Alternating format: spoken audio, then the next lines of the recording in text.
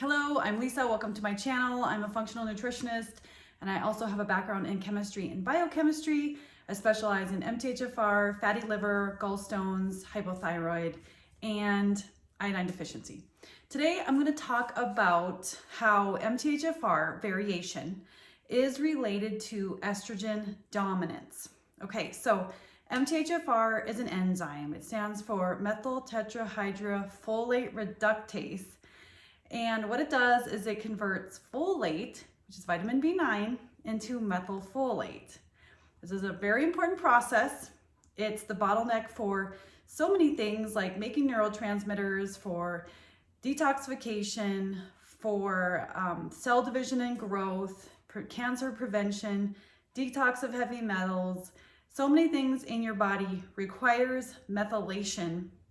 And there's a lot of molecules, a lot of enzymes that do methylation, but it's this MTHFR enzyme that can sort of kind of be the bottleneck for all these processes. And that's why it's so important to support this.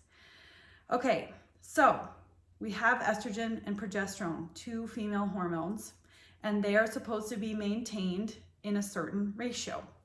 So we want estrogen is good in a certain amount, and progesterone is good in a certain amount. Progesterone is sort of the feel-good, anti-anxiety, calm, relaxed hormone. Estrogen is sort of a pro-growth hormone. It helps you have good hair and skin. It maintains muscle mass and bone and brain health, and it's very good. But if you get too much estrogen, it can cause problems like weight gain and hot flashes and other issues. And so we want to maintain a certain balance between estrogen and progesterone, and your body knows how to do that if you are giving your body what it needs. But if your estrogen gets high, then that can compete on your thyroid gland for iodine. So we have iodine receptors on the thyroid, and those receptors take iodine in and they make thyroid hormone. Thyroid hormone is a combination of amino acids, tyrosine, and iodine. But when you have too much estrogen, that's all of a sudden starting to compete with that iodine uptake, and then that can suppress your thyroid. Now, what happens when you are consuming foods with folic acid? So folic acid is synthetic folate, and if you have an MTHFR variation, your body has, it's a slower process of methylation. And then when you add this synthetic folic acid, it basically blocks and impairs your MTHFR, your methylation, your detoxification. The reason is because it's not the same. It's a chemically different molecule. It's several steps away from folate. It's lab created, it's man-made, it's supposed to mimic folate. But if you have an MTHFR variation, and 50% of the population does, you cannot convert that. And not only that, but the folic acid gets into the folate carrier proteins, which carries folate to your MTHFR and locks it up.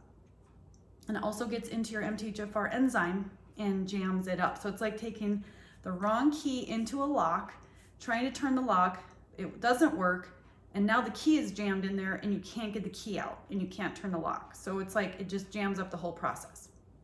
Now, how estrogen comes into play is, so when your body's making estrogen, it has to also metabolize and excrete estrogen, okay? It's just a natural process. You make estrogen, you excrete it.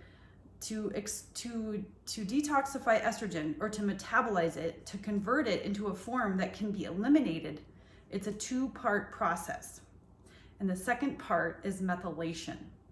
Now what happens is estrogen comes into the liver through the blood, and it gets biotransformed in the first step. That actually becomes a more toxic molecule. So sometimes when the liver biotransforms things, it makes it more toxic, and then the second step is making it less toxic and water soluble so it can be excreted. Well, that is the case with estrogen. So it becomes more toxic and then it's supposed to go through a methylation step to become less toxic.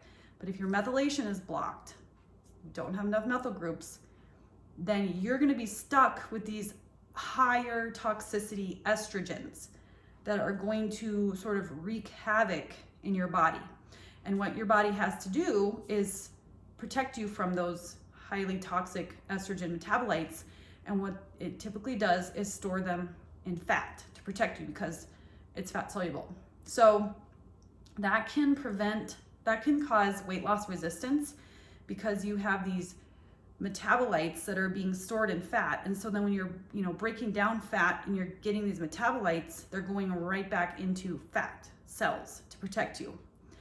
So what you want to do is support methylation in order to have good estrogen to progesterone balance.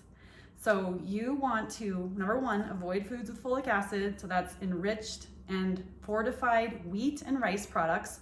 So these are your processed foods. And so this would be in pizza and cookies and pasta, white rice. So be careful of white rice. And it's basically all bread products, quick breads, cookies, crackers that are made from refined white wheat or refined rice. Step 2 is you want to eat more foods with folate, which is natural B9. So that's animal proteins, cruciferous vegetables, citrus fruits, organ meats. And those are that's gonna have a higher concentration of folate. You also might want to drink some bone broth or connective tissues like bone broth, gelatin, collagen, because that's going to have glycine, and glycine helps to support the methylation cycle. Okay. You also want to bring down your stress level. So if you're highly stressed, if you are running, going, and you don't have enough time, you don't have downtime, you feel like you're strung out, you're just spread too thin, that means your cortisol is going to be really high, and that also suppresses methylation. So take a look at your life and see where you are overreaching and where you can pull back, say no, set some boundaries, carve out some time so that you can reduce your cortisol. You also might want to take a supplement that has methylated B vitamins or an organ supplement, because that has natural B vitamins. So it's like nature's multivitamin is either beef liver or organ, desiccated organ meats. Or you can consume organ meats, but many people don't like that, especially women don't prefer to eat beef liver or organ meats. So desiccated organ meats is a good option. And then you want to look around and really see what kind of chemicals you're bringing into your body. Like, what's your skincare products? What are your cleaning products? Do you have air fresheners? Are you eating foods that have estrogen mimickers, xenoestrogens, phytoestrogens? Because that is adding an extra load to your liver that it has to detoxify. Okay, so that's just a quick lesson on estrogen and progesterone balance. And if you want to be more calm, have less anxiety, sleep better at night, you might want to look at your methylation so that you have a lower level of estrogen, so your metabolism is higher, and you are not weight loss resistant. Okay, thank you so much. I hope that was helpful. You can find me on Instagram at Lisa Health Joy. I'm also on Facebook, and I do have online courses that help you resolve fatty liver, gallstones, and improve your metabolism. I also have a course about iodine, why it's so important, why you need it, and how to supplement with it safely. Thank you so much.